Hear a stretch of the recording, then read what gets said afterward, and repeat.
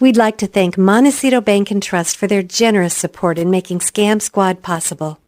I'm Patty Teal. And I'm Deputy District Attorney Vicki Johnson. Scam Squad is up next. Sound off. 1, 2. Sound off. 3, 4. 1, 2, 3, 4. Scam Squad.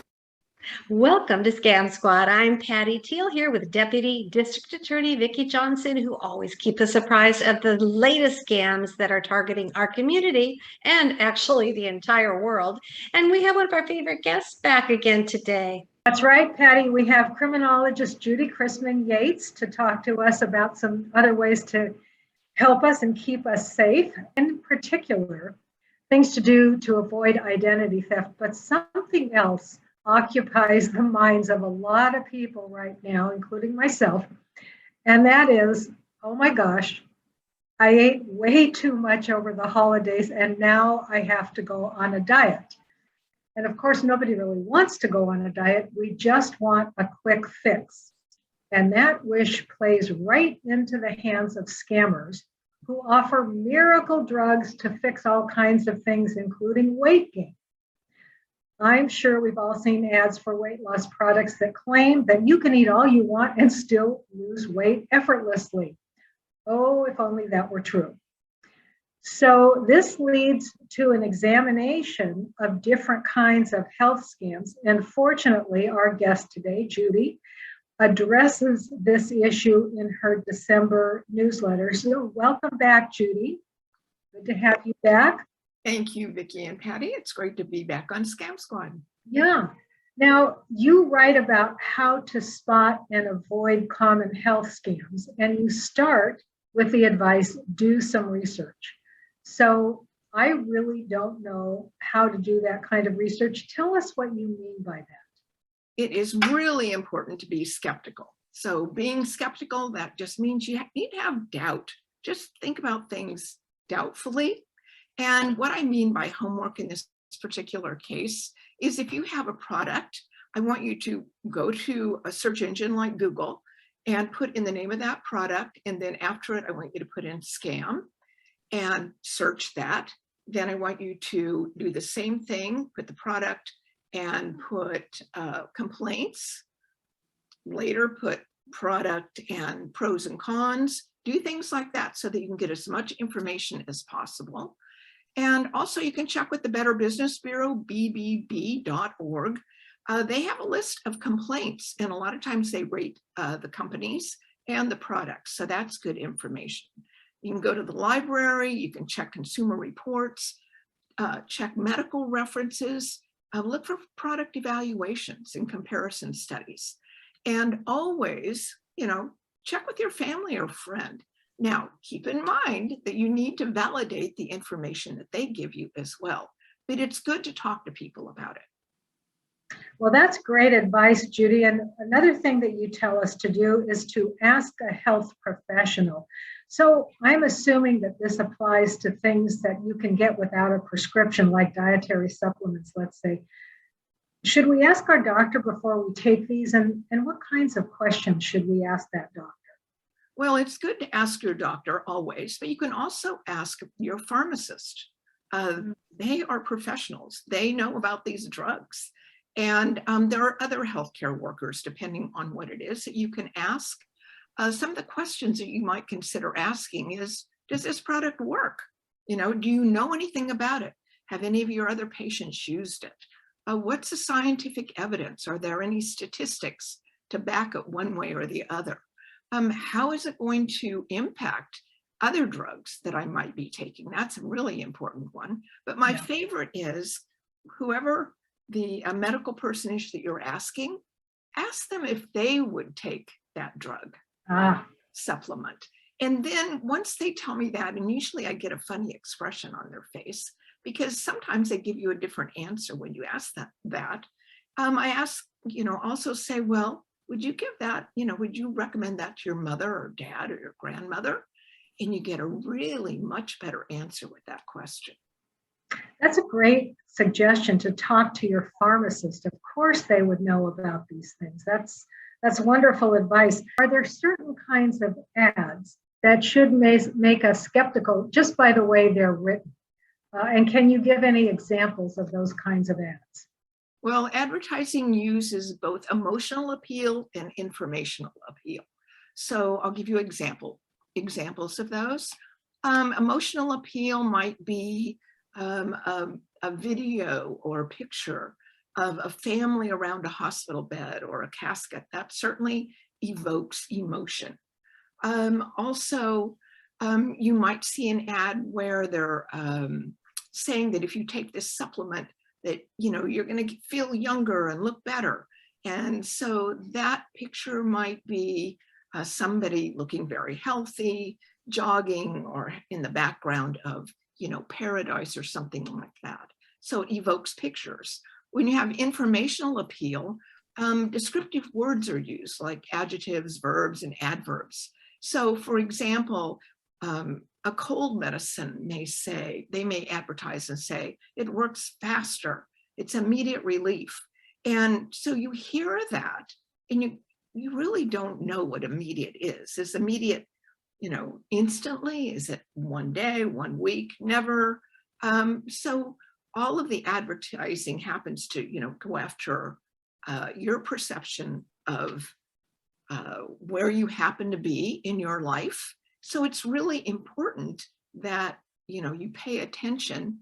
And a lot of times they use things like desperation, urgency, it's a quick fix, and they'll use confusing information, or they use words that have a different meaning.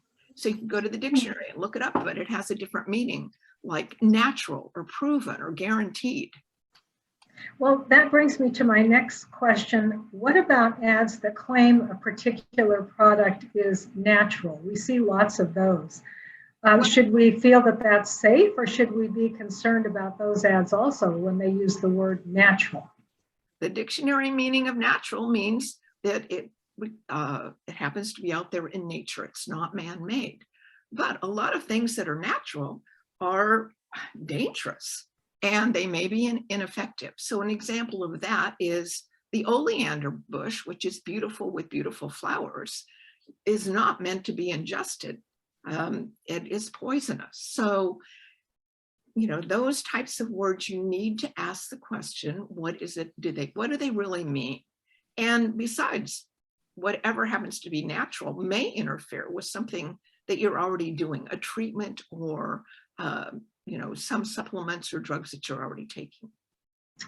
Makes sense. And what about ads that say that the product has, quote, government approval? Are there any issues there? Well, that's always a good one. And one of the first things to ask is, what government?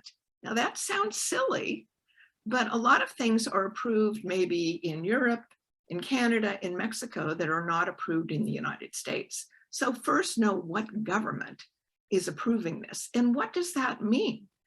By what standards are they measuring this? And for example, the N95 masks and the KN95 masks, they're measured by different governments, and that I believe you're going to talk about soon.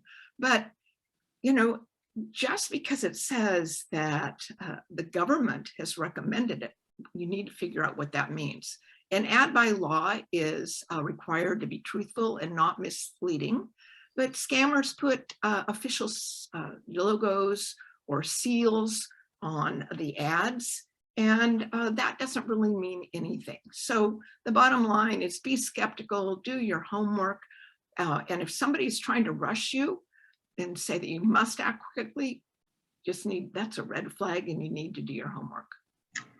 Very good advice. So this talk of healthcare products brings me to a related topic: how to avoid buying a fake COVID test. I guess sadly to say, it's not a surprise that that's the next scam that's coming up with the Omicron virus and the scarcity of test kits. The scammers have moved in to solve this problem for us in their own sneaky and terrible scamming way. They always do. And interestingly enough, there was recently an article in the Los Angeles Times on this very topic about fake COVID tests and fake COVID testing sites. So here's a quote. from the U.S. Department of Health and Human Services. This is what they're saying. Scammers are selling fake and unauthorized at-home COVID-19 test kits in exchange for your personal information. And of course, we know why they want to get our personal information, and particularly our personal medical information. So what they are telling us to do is to make sure to purchase FDA-approved COVID-19 test kits from legitimate providers. So I know that's easy to say, but how in the world do we know it's a legitimate test authorized by the FDA? What you can do, Patty, is and Judy, is check the FDA's list of antigen diagnostic tests, just to make sure you're getting one that's authorized for home use. Also, as Judy mentioned earlier, if you aren't familiar with the company selling the test, match the name of the company or the seller with words like scam, complaint, or review, and see what comes up. And finally, pay by a credit card. That way, if the product is not as advertised, or if you simply don't get it, you can dispute that charge with your credit card company. And this article brings to mind something else.